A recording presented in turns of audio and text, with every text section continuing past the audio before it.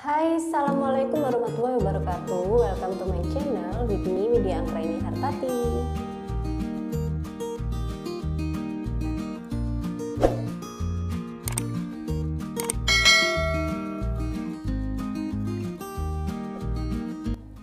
Di muka bumi terdapat bermacam-macam tipe ekosistem. Namun, sebagian besar ekosistem tersebut dibagi menjadi dua, yaitu ekosistem darat dan juga ekosistem perairan. Ekosistem darat dibedakan berdasarkan iklim dan vegetasi dominan wilayah tersebut menjadi beberapa bioma.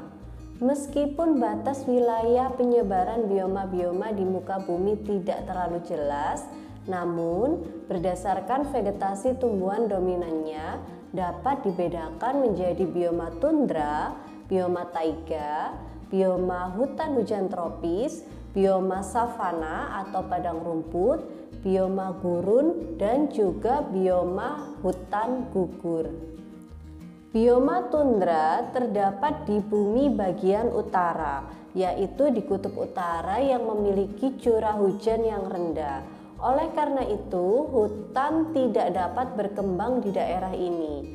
Pada musim dingin, air dalam tanah dingin dan membeku, sehingga tumbuhan tidak dapat tumbuh besar. Produsen utama di bioma tundra ini adalah lichenes dan juga lumut. Binatang yang dapat ditemui dalam bioma tundra ini antara lain adalah beruang kutub, rusa kutub, serigala, dan juga burung-burung yang bermigrasi ketika musim-musim tertentu. Bioma taiga dikenal sebagai hutan konifer yang merupakan bioma terluas di bumi. Bioma ini memiliki curah hujan 35 cm sampai dengan 40 cm per tahun. Daerah ini sangat basah karena penguapan yang rendah. Tanah di bioma taiga bersifat asam. Tumbuhan yang hidup di bioma taiga umumnya adalah konifer dan juga pinus. Sedangkan hewan yang hidup di bioma taiga ini diantaranya adalah rusa, beruang hitam, salamander, dan juga tupai. Bioma hutan hujan tropis terdapat di kawasan garis khatulistiwa di seluruh dunia seperti Asia Tengah, Amerika Tengah dan Selatan, Afrika, serta Australia. Hutan hujan tropis memiliki temperatur dengan kisaran 25 derajat Celcius per tahun dan curah hujan yang tinggi sekitar 200 cm per tahun. Tumbuhan dan hewan yang hidup di bioma ini paling beragam dibandingkan dengan tumbuhan dan hewan yang hidup di bioma-bioma lainnya. Tumbuhan yang khas yang hidup di bioma ini adalah tumbuhan liana atau tumbuhan merambat seperti rotan dan juga tumbuhan epifit seperti anggrek. Sedangkan hewan yang khas di bioma ini adalah harimau, badak, babi rusa, dan juga orangutan. Bioma savana atau padang rumput terdapat di wilayah yang beriklim sedang sampai tropis dengan curah hujan 25 cm sampai 75 cm per tahun. Tumbuhan yang dominan di bioma ini adalah rumput, sedangkan hewan yang hidup di bioma ini adalah hewan-hewan yang bisa bertahan di kondisi padang rumput. Di antaranya adalah kuda, jerapah, dan juga singa. Di Indonesia sendiri, bioma savana dapat ditemukan di daerah Sumbawa, Nusa Tenggara Barat. Bioma gurun terdapat di Asia, Afrika, Amerika, dan juga Australia. Tanah yang tandus dan kandungan air yang sangat rendah membuat tumbuhan dan hewan-hewan tertentu saja yang dapat bertahan di daerah ini. Tumbuhan yang dapat bertahan di gurun diantaranya adalah kaktus, sedangkan hewan yang dapat bertahan di gurun adalah unta dan ular. Bioma hutan gugur terdapat di daerah beriklim sedang dan tersebar di Amerika Timur, Eropa Tengah, dan juga Asia Timur. Bioma ini memiliki ciri-ciri suhu yang sangat rendah pada musim dingin dan sangat panas pada musim panas.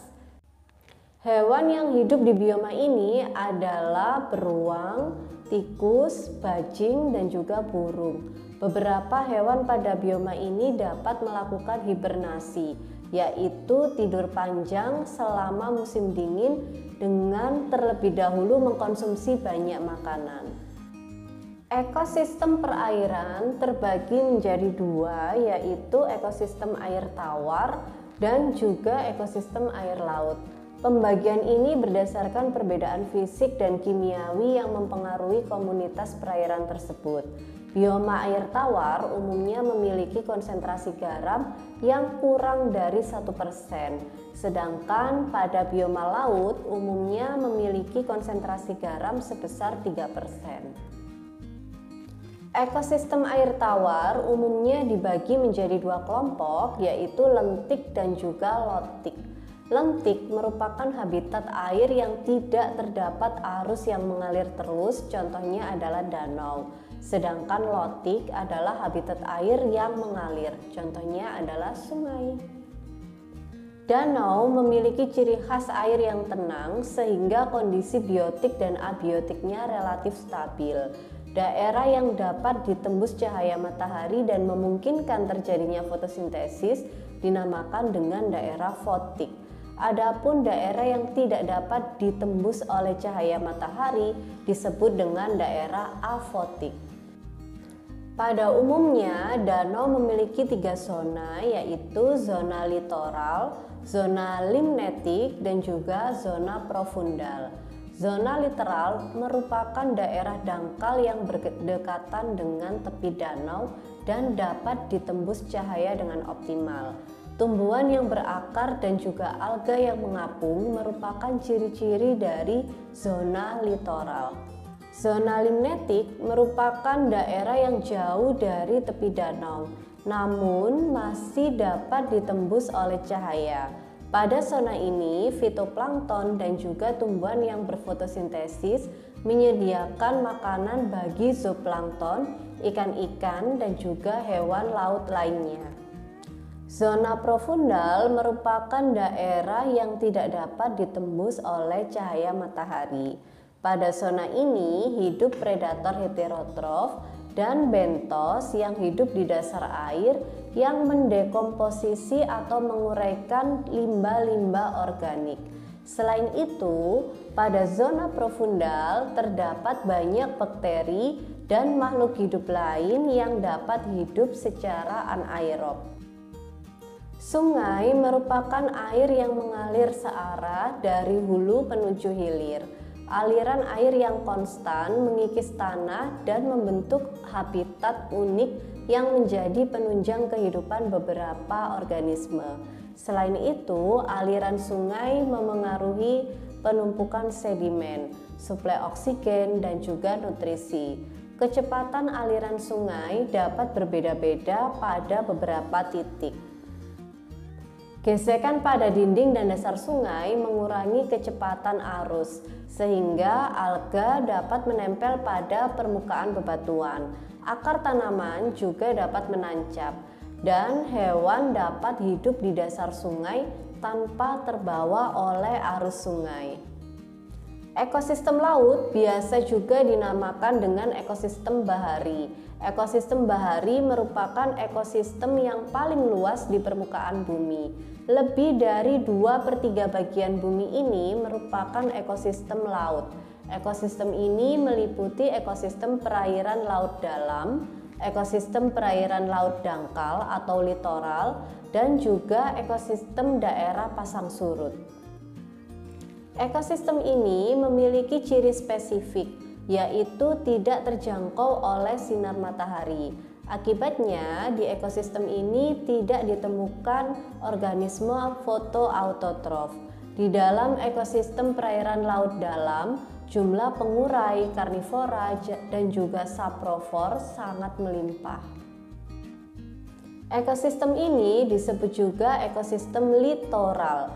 Ekosistem ini berada di daerah pantai yang tergenang air laut, kecuali pada saat air surut. Daerahnya terbuka dan relatif tidak terpengaruh oleh air sungai yang besar. karena memiliki jarak yang cukup jauh. Ekosistem ini banyak ditemukan di pantai utara Jawa, Bali, Sumbawa, dan juga Sulawesi. Ekosistem terumbu karang terbentuk di daerah perairan jernih, yaitu hasil aktivitas organisme hewan berongga. Ekosistem ini memiliki nilai ekonomis yang tinggi karena di dalamnya terdapat bermacam-macam ikan, udang, dan juga hewan laut lainnya. Ekosistem ini banyak terdapat di perairan Nusa Tenggara dan juga Maluku.